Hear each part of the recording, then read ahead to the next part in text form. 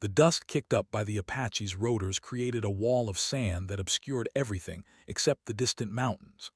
Captain Kira, Frost, Volkov pressed her face against the observation window, watching the attack helicopter settle onto the landing pad with mechanical precision.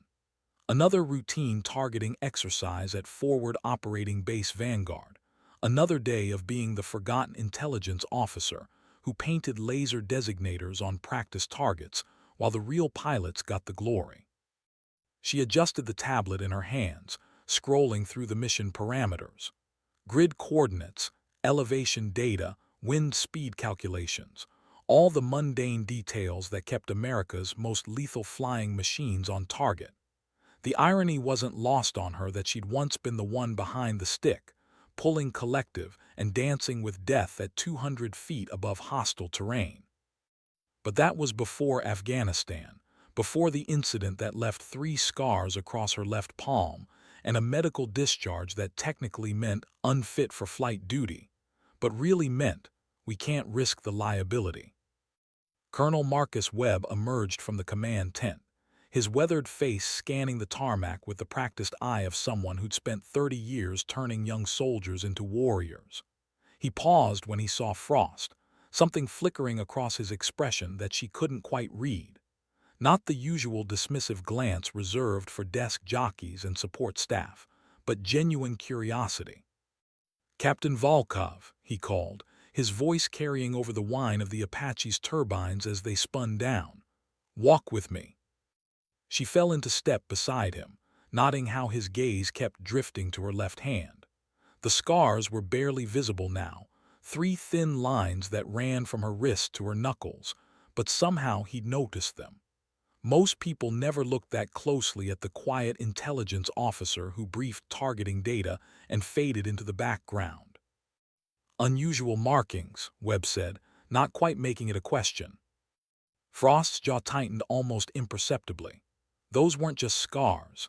They were souvenirs from a night in the Hindu Kush when her Black Hawk had kissed the mountainside, and she'd pulled 7 Marines from a burning aircraft while her co-pilot screamed coordinates over the radio. The medics had wanted to tattoo over them, said it would look more professional, but she'd refused. Some things were meant to be remembered exactly as they happened. "Training accident, sir," she replied, the practiced response rolling off her tongue like a prayer she'd recited too many times. Webb stopped walking and turned to face her fully. His eyes held the weight of someone who'd read too many classified files and buried too many good soldiers. "Captain, in my experience, training accidents don't usually result in the Silver Star." The blood in Frost's veins turned to ice water. Her service record was sealed, buried under enough red tape and national security classifications to keep it hidden from anyone below a certain clearance level. The fact that Webb knew about her decoration meant he'd gone looking, which meant this conversation was about to become very different from a routine chat about targeting protocols. Around them, the base continued its daily rhythm. Mechanics crawled over helicopters like ants, checking every rivet and wire. Radio chatter crackled from the communications tent, coordinates and call signs mixing with weather reports and maintenance schedules. The Afghan sun beat down mercilessly, turning the metal structures into ovens and the concrete into a shimmering mirage. But in that moment, standing on the tarmac with a colonel who somehow knew her secrets, Frost felt the familiar weight of expectation settling on her shoulders like body armor. The same feeling she'd had that night in the mountains when everything went sideways, and the only choice was to fly straight into the darkness or watch good Marines die. Webb was still studying her face, looking for tells, reading the micro-expressions that betrayed whether someone was ready for what came next. After a long moment, he nodded to himself, some internal decision made. "There's a mission," he said quietly. "Something that requires a very specific skill set, the kind of skills that leave marks on your hands and medals in your classified file." Frost felt her heart rate spike, the old familiar surge of adrenaline that came before every dangerous flight. She told herself she was done with that life, content to mark targets and file reports from the safety of air-conditioned command centers. But Webb's words awakened something that had been sleeping for 3 years, something that remembered the feeling of rotor wash and controlled flight into terrain. "What kind of mission?" she asked, surprised by how steady her voice sounded. Webb glanced around, ensuring they were alone, the kind where being officially dead might be an advantage. The implication hit her like a physical blow. Her discharge papers, her reassignment to intelligence work, the careful burial of her combat record, it had all been theater. An elaborate charade designed to create a ghost, someone who could operate outside official channels while maintaining plausible deniability for the Pentagon. She looked down at her scarred hand, remembering the weight of the collective, the sweet spot in the cyclic where the aircraft became an extension of her nervous system. 3 years of filing reports and briefing missions had dulled the edge, but muscle memory was a stubborn thing. Some skills never truly left you. They just waited in the dark corners of your mind for the right moment to resurface. "I'm listening," Frost said. Webb smiled for the first time since she'd known him, an expression that held equal parts admiration and pity. "I thought you might be." The briefing room was smaller than Frost remembered, probably because it was designed for quick tactical meetings rather than the formal presentations she'd grown accustomed to in intelligence work. The walls were covered with maps of regions she didn't recognize, elevation charts marked with red circles, and satellite photographs that had been annotated with coordinates and timestamps. Webb activated a secure tablet and placed it on the metal table between them. The screen showed a compound in what appeared to be mountainous terrain, surrounded by defensive positions and populated with figures too small to identify clearly. 6 months ago, we received intelligence about a new weapons system being developed in a facility approximately 200 miles northeast of here, Webb began, his voice taking on the clinical tone of a professional briefer. Not chemical, not biological, not nuclear, something else entirely. Frost leaned forward, studying the images. The compound was larger than she'd initially thought, with multiple buildings connected by covered walkways. Vehicle tracks led from the facility to what looked like a landing pad, though the resolution wasn't good enough to identify what type of aircraft used it. "What makes this our problem?" she asked. 3 weeks ago, a recon team went dark. Marines from 2nd Reconnaissance Battalion, some of the best we have. Their last transmission mentioned unnatural movement patterns and technology inconsistent with known capabilities. Then nothing. Webb swiped to a new image, this one showing the scattered remains of what might once have been military equipment.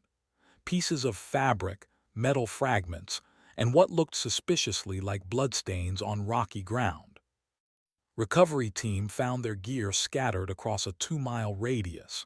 No bodies, no signs of conventional weapons discharge, no indication of what happened to 8 highly trained Marines. Frost studied the debris field, her tactical mind automatically calculating sight lines, escape routes, and defensive positions. Whatever had happened to those Marines, it had been swift and thorough enough to leave no survivors and no witnesses. "You want me to fly reconnaissance," she said. It wasn't a question. "I want you to fly something that officially doesn't exist into airspace that officially isn't there, to investigate a threat that officially hasn't been classified yet." Webb's voice carried the weight of someone who'd spent years navigating the bureaucratic minefield of military operations that existed in the shadows between official policy and national security. "And if I'm caught?" "You won't be, because according to every database in the Pentagon, Captain Kira Volkov is a desk officer with no flight status and a medical discharge that prevents her from operating rotary wing aircraft." The pieces were falling into place now, the careful construction of her new identity suddenly making sense. The boring assignments, the routine work, the gradual fade from active flight status, it had all been preparation for this moment, creating a cover story that would withstand scrutiny while maintaining her operational capabilities. "What's the aircraft?" Frost asked, because the specifics mattered. Different helicopters had different capabilities, different limitations, different ways of keeping you alive when everything went sideways. Webb smiled again, but this time there was something almost paternal in the expression. Something special, something that matches your very unique qualifications. He stood and walked to a secure locker mounted on the wall, entering a combination that took almost 30 seconds to complete. When it opened, he removed a flight helmet that looked almost conventional, except for the electronics package mounted on the left side, and the peculiar matte coating that seemed to absorb light rather than reflect it. Meet the AH-6X Little Bird variant. Officially, it doesn't exist. Unofficially, it's the most advanced reconnaissance and light attack helicopter ever built. Stealth coating, electronic warfare suite, and flight characteristics that push the edge of what's physically possible. Frost reached out and touched the helmet, feeling the familiar weight of Kevlar and electronics. The interior padding was configured for her head shape, which meant this conversation had been planned long before today. "How long have you been watching me, Colonel?" "Since the day you pulled those Marines out of that burning Black Hawk," Webb replied. "Sometimes the military needs soldiers who are officially dead, people who can operate in the spaces between official policy and moral necessity." The weight of implication settled on her shoulders like a familiar burden. She thought her war was over, that the scars on her hand were the final payment for her service to country and corps. But some debts could never be fully settled, and some skills were too valuable to waste on filing reports and marking practice targets. "When do we leave?" she asked. "We don't," Webb corrected. "You do tonight, wheels up at 200. The flight line at Forward Operating Base Vanguard looked different at 2 in the morning. The harsh fluorescent worklights had been replaced by subdued red illumination that preserved night vision while still allowing maintenance crews to perform their pre-flight checks. The normal bustle of daily operations had given way to the focused efficiency of night operations, where every movement was deliberate and every sound was muffled by procedure and necessity. Frost approached the aircraft with the measured gait of someone who'd walked this particular walk hundreds of times before. The AH-6X sat in the shadows between two conventional little birds, camouflaged not just by its matte black coating, but by its very ordinariness. To casual observation, it looked like just another helicopter in a line of helicopters, but the subtle differences were apparent to someone who knew what to look for. The rotor blades were slightly longer and curved in a way that suggested advanced aerodynamics. The engine intake had been modified with what appeared to be noise-dampening baffles. Most telling of all, the aircraft sat lower on its skids, suggesting additional weight from armor or electronics that weren't visible from the outside. Chief Warrant Officer Marcus "Tank" Rodriguez emerged from beneath the aircraft, wiping his hands on a rag that had seen better decades. His dark eyes held the particular combination of competence and cynicism that marked career military aviators who'd survived long enough to become legends in their own right. "Captain Volkov," he said, extending a hand that felt like shaking hands with a steel cable. "Heard you might be taking my baby for a ride." "Your baby?" Frost asked, accepting the calloused handshake and nodding the way Tank's gaze assessed her with professional interest rather than skepticism. "Built her myself, more or less. Started with a standard Little Bird airframe and added about $2 million worth of modifications that officially don't exist. She's fast, she's quiet, and she's meaner than a cornered rattlesnake when she needs to be." Tank walked her around the aircraft, pointing out modifications with the pride of a master craftsman showing off his finest work. The minigun mount had been replaced with something that looked more sophisticated, a weapons system that could probably engage multiple targets simultaneously. The electronic warfare package was mounted behind the pilot's position, a collection of antennas and sensors that could detect, identify, and jam a wide variety of communications and radar systems. Range? Frost asked, running her hand along the modified fuel tank. 400 nautical miles with standard load, 350 if you're carrying full ordnance. She drinks fuel like a thirsty camel, but she'll get you there and back again if you don't push her too hard. And if I do push her too hard? Tank's grin held the particular humor of someone who'd answered that question the hard way more than once. Then you'd better hope you're as good as your reputation, ma'am. The pre-flight inspection took longer than usual, partly because of the additional systems, and partly because Frost wanted to familiarize herself with every switch, gauge, and warning light. The cockpit was laid out in a configuration that split the difference between conventional little bird controls and the advanced avionics suite that made stealth operations possible. The collective felt right in her left hand, the proper weight and resistance that came from quality engineering rather than bureaucratic compromise. The cyclic responded to the slightest pressure, suggesting flight controls that had been tuned to respond to pilot input with minimal delay. Most important of all, the throttle had the smooth, progressive feel that marked the difference between aircraft that flew and aircraft that danced. Fuel 4,200 pounds, weapons 2 Hellfire missiles and 500 rounds of 20mm, electronics suite green across the board. Tank's voice crackled through the intercom system as he completed the final systems checks. "Copy all green," Frost replied, her hands moving through the start sequence with muscle memory that had been dormant for 3 years but never forgotten. "Request permission to start engines." Permission granted. Tower, Little Bird 77 requesting taxi for immediate departure. The response came back through encrypted channels, coordinates and clearances that would take her aircraft into airspace that officially didn't exist toward a target that posed a threat nobody wanted to acknowledge. But that was the nature of warfare in the 21st century. Most of the important battles were fought by people who weren't supposed to be there, using equipment that didn't exist, against enemies that posed threats too complex for conventional military doctrine. The turbine spooled up with a whisper rather than the normal whine of helicopter engines, the noise-dampening system, reducing the acoustic signature to something that might be mistaken for distant thunder or industrial equipment. Even the rotor wash seemed muted, as if the entire aircraft had been designed to slip through the night without disturbing the darkness. "Little Bird 77, you are cleared for departure. Safe hunting, Frost." The use of her call sign sent a chill down her spine. She hadn't heard it spoken aloud in 3 years, hadn't thought about the reputation it carried or the expectations it created.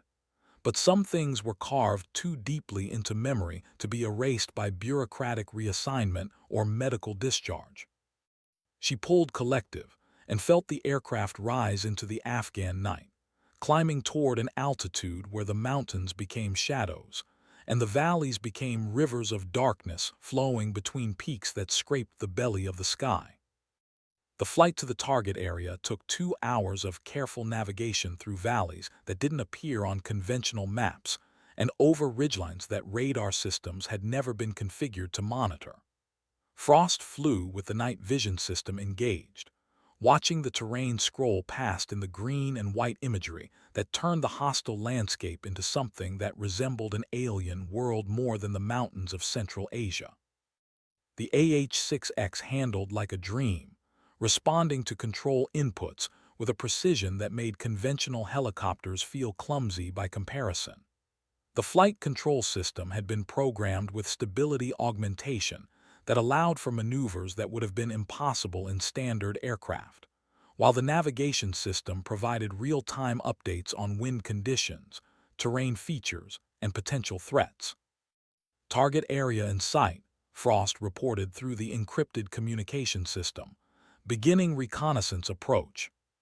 The compound appeared exactly as it had in the satellite photographs, but seeing it through night vision equipment revealed details that hadn't been apparent in the static images.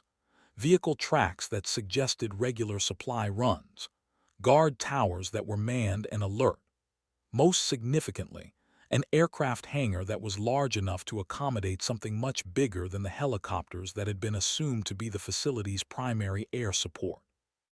Frost initiated a wide orbit around the compound, using the aircraft's sensor suite to map defensive positions and identify potential landing zones. The facility was more heavily defended than the intelligence estimates had suggested, with anti-aircraft positions that could pose a serious threat to conventional helicopters. But the AH-6X wasn't a conventional helicopter. Its stealth characteristics and electronic warfare capabilities meant it could operate in environments where other aircraft would be detected and engaged before they could complete their missions.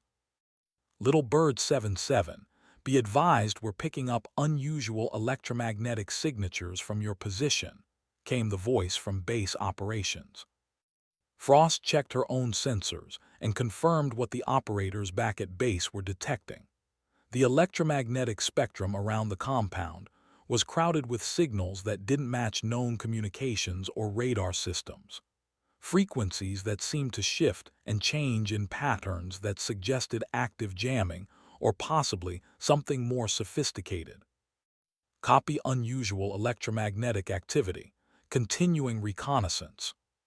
She brought the aircraft lower, using terrain masking to approach from the north, where the mountains provided natural concealment. The night vision system revealed movement in the compound, guards patrolling on schedule, vehicles moving between buildings, the normal pattern of activity that suggested operational security procedures were being followed. But there was something else, something that made the hair on the back of her neck stand up with the primitive warning system that had kept combat pilots alive since the dawn of military aviation. The movement patterns weren't quite right, the timing was too precise, and the guards moved with a coordination that suggested either exceptional training or something else entirely. Base, Little Bird 77. I'm seeing coordinated movement patterns that exceed normal human capabilities. Request guidance on rules of engagement if contact is made with unknown entities.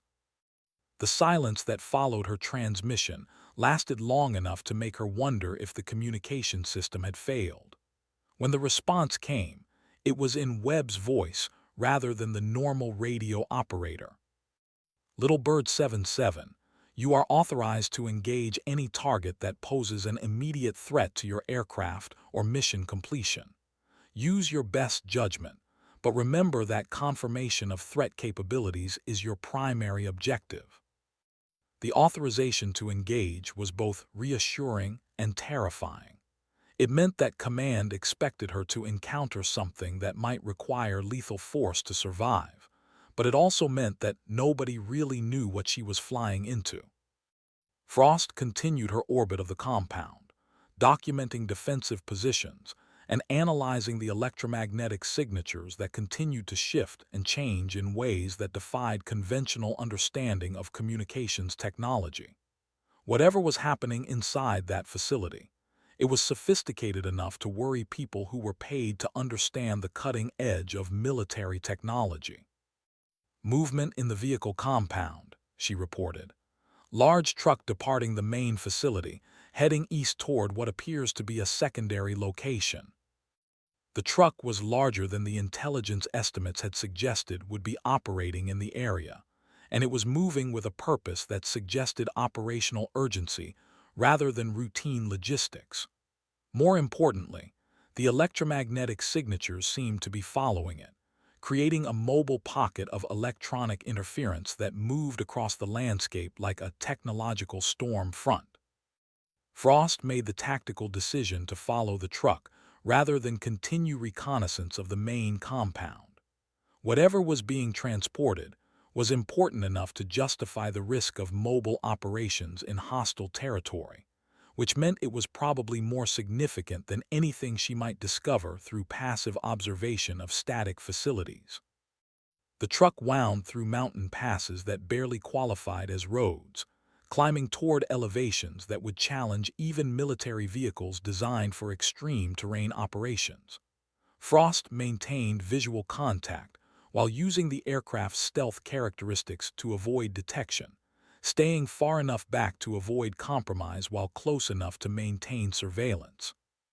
After 30 minutes of following the truck through increasingly difficult terrain, it reached its destination, a secondary facility built into the mountainside itself, camouflaged so effectively that it would be invisible to satellite reconnaissance. The truck disappeared into what appeared to be solid rock, suggesting tunnel systems that had been excavated specifically to hide whatever operations were taking place. Base, Little Bird 77, have located secondary facility carved into mountainside at coordinates follow. Frost transmitted the precise location data while maintaining her observation position. Truck has entered what appears to be a concealed tunnel system. No visible defensive positions, but electromagnetic signatures are significantly stronger than at primary location. Copy secondary facility. Can you determine the nature of operations? Negative. Facility appears designed for maximum concealment rather than visible operations. Request permission to land and conduct close reconnaissance. The silence that followed was longer this time, and Frost could almost hear the discussion taking place in the command center. Landing meant exposing herself to capture or elimination, but it also meant the possibility of gathering intelligence that could answer the questions that had cost 8 Marines their lives. Permission granted. Exercise extreme caution and maintain communication schedule. Frost selected a landing zone approximately half a mile from the concealed facility, using terrain features to mask the aircraft's signature, while providing multiple escape routes if rapid departure became necessary. The AH-6X settled onto the rocky ground with barely a whisper, its modified rotor system and noise-dampening technology making it nearly inaudible even at close range. She completed the shutdown sequence and activated the aircraft's passive defense systems, electronic countermeasures that would provide early warning of approaching threats while maintaining the stealth characteristics that had brought her this far undetected. The helmet-mounted night vision system transformed the darkness into a green-tinted landscape of rocks, shadows, and potential hiding places. The approach to the facility required 40 minutes of careful movement across terrain that seemed designed to break ankles and shred equipment. Frost moved with the deliberate patience of someone who had learned that speed without caution was usually fatal, checking each step and constantly scanning for signs of sensors, traps, or guards. The concealed entrance became visible only when she was close enough to touch it. What had appeared to be natural rock formation from a distance was actually an engineered camouflage system sophisticated enough to fool satellite reconnaissance and probably most ground-based observation. The electromagnetic signatures were much stronger here, creating interference patterns that made her communication equipment buzz with static. Base, Little Bird 77, at entrance to secondary facility. Electromagnetic interference is increasing. May lose communication capability if I proceed further. Understood. Proceed with reconnaissance but maintain contact schedule. If you miss 2 scheduled check-ins, we'll assume compromise and initiate extraction procedures. Frost checked her watch and noted the time. Extraction procedures meant either rescue or recovery, depending on whether she was still alive when they came looking for her. Either way, it represented the point of no return, the moment when her mission became more important than her survival. She found an observation position that provided line of sight to the facility entrance, while offering concealment and multiple escape routes. The night vision system revealed details that hadn't been apparent during her initial approach. Ventilation systems built into the natural rock, power cables that had been carefully concealed among natural features, and what appeared to be sensor arrays disguised as ordinary geological formations. Movement caught her attention, figures emerging from the concealed entrance with coordination that confirmed her earlier suspicions about enhanced capabilities. They moved in formation patterns that were too precise for normal human soldiers, covering ground with efficiency that suggested either exceptional training or technological augmentation. But it was their equipment that made Frost's blood run cold. The weapons they carried were unlike anything in the conventional military inventory, featuring design characteristics that seemed to blend advanced materials science with engineering principles she didn't recognize. More disturbing still, the electromagnetic signatures seemed to be emanating from the soldiers themselves rather than their equipment. Base, Little Bird 77, have visual on personnel with unknown equipment characteristics. Electromagnetic signatures suggest possible technological augmentation of human subjects. Recommend immediate escalation to appropriate authorities. The transmission went out through the encrypted communication system, carrying with it implications that would probably trigger alert conditions throughout the intelligence community. The possibility of technological augmentation of human subjects represented a paradigm shift in military capabilities that would reshape strategic thinking at the highest levels of national security. The soldiers, if that was what they were, completed their patrol pattern and disappeared back into the facility, leaving Frost alone with the growing realization that she had stumbled onto something that was far beyond the scope of conventional military operations. Whatever was happening in these mountains, it represented technology that could change the balance of power between nations. Her watch indicated that it was time for the scheduled check-in, but the electromagnetic interference was making communication increasingly difficult. The static had increased to the point where voice transmission was barely intelligible, and the data links that allowed for secure transmission of intelligence were completely degraded. Base, Little Bird 77, communication systems experiencing severe degradation due to electromagnetic interference, will attempt to maintain schedule but cannot guarantee transmission quality. The response came back as fragments of words mixed with electronic noise, barely recognizable as human speech. Whatever technology was operating inside the facility, it was powerful enough to disrupt military communication systems at considerable distance. Frost made the decision to move closer to the facility, reasoning that she needed to gather enough intelligence to justify the risks she was taking. The mission parameters had authorized her to use best judgment, and her judgment was that the strategic implications of what she was observing outweighed the tactical risks of closer reconnaissance. The approach took another 20 minutes of careful movement across increasingly difficult terrain. The electromagnetic interference continued to intensify, creating a technological dead zone that would make communication with base impossible and probably interfere with her aircraft's navigation systems as well. At a distance of approximately 100 yards from the facility entrance, Frost found an observation position that provided excellent visual coverage while maintaining concealment among the natural rock formations. What she saw through the night vision system changed her understanding of the threat they were facing. The facility was much larger than intelligence estimates had suggested, extending deep into the mountainside through a network of tunnels and chambers that had been carved with precision that exceeded conventional excavation capabilities.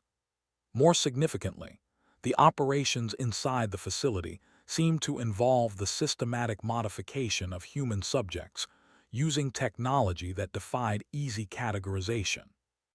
She watched as figures moved through the facility with coordination that was clearly beyond normal human capabilities, carrying equipment that generated the electromagnetic signatures she had been detecting.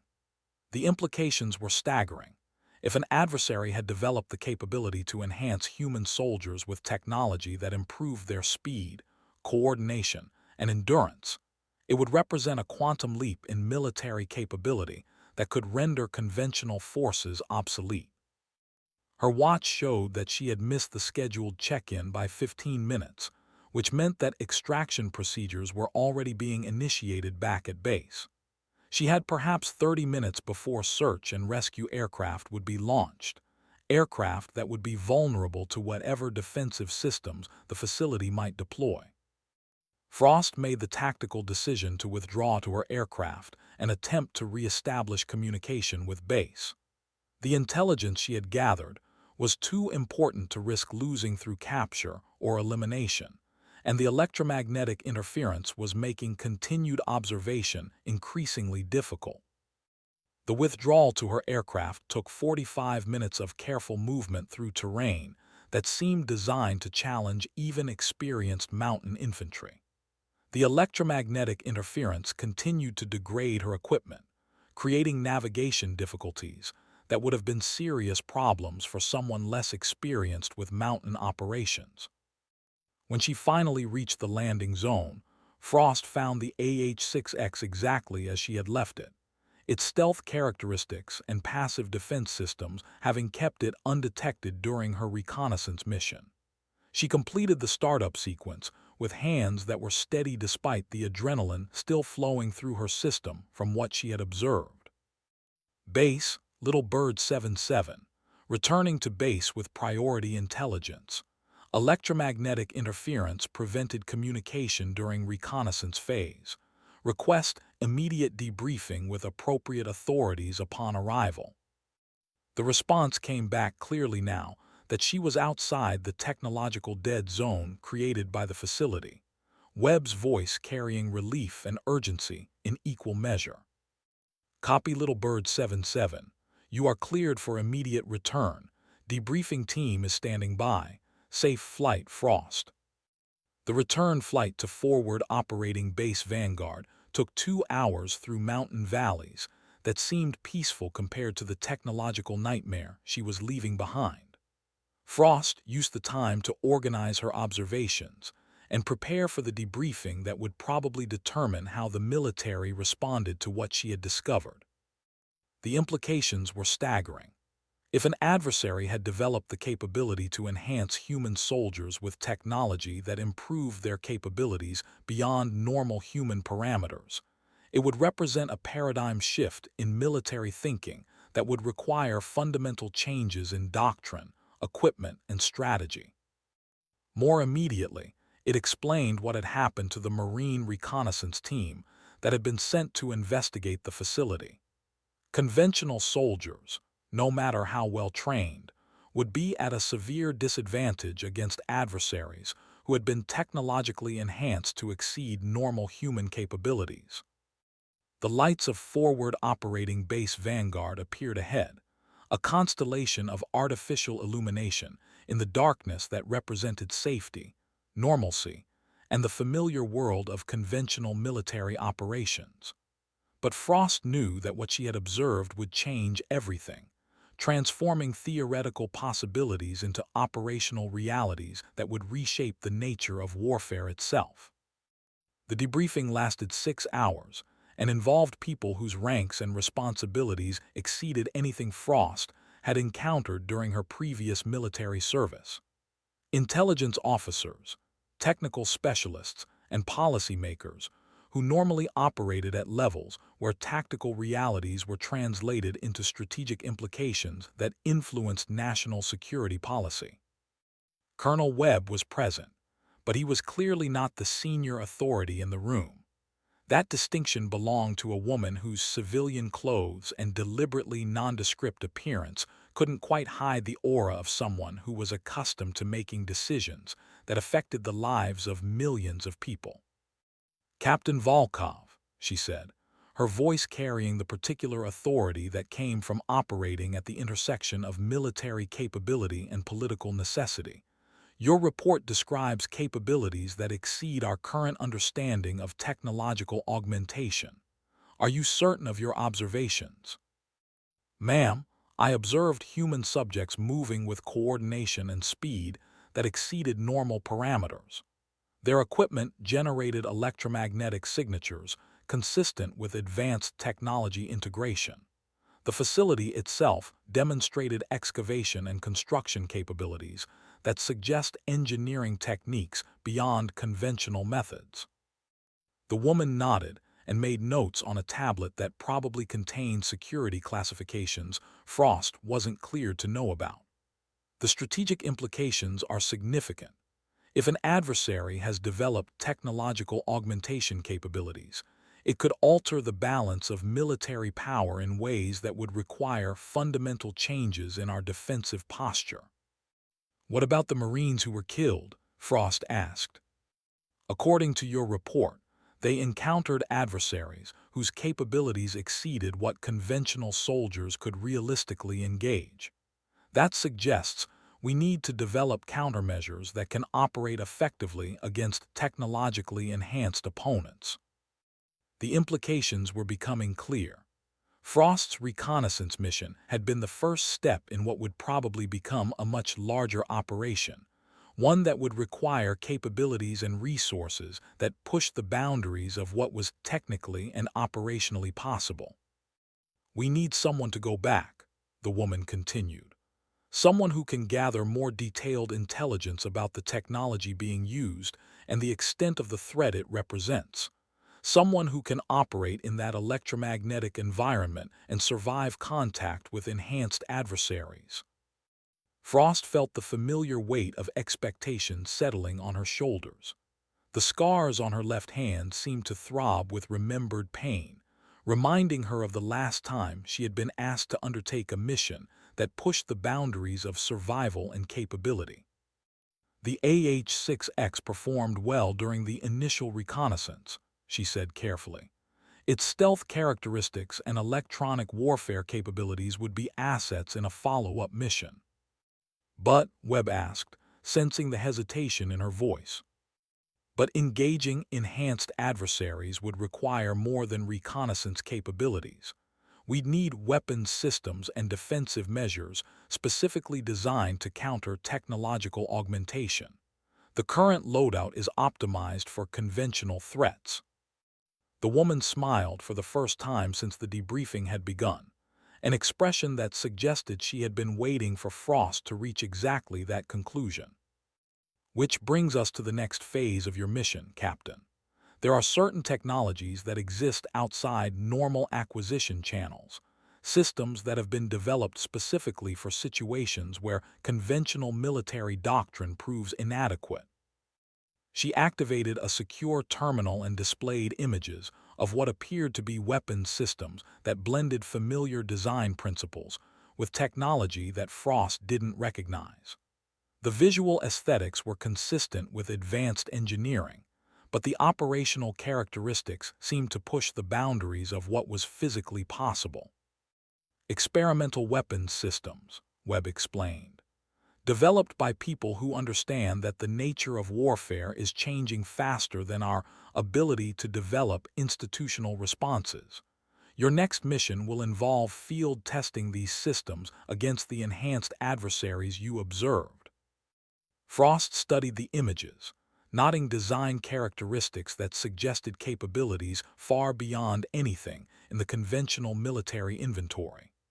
The weapons appeared to be designed for precision engagement at ranges that would allow a single operator to neutralize multiple targets without exposing themselves to return fire.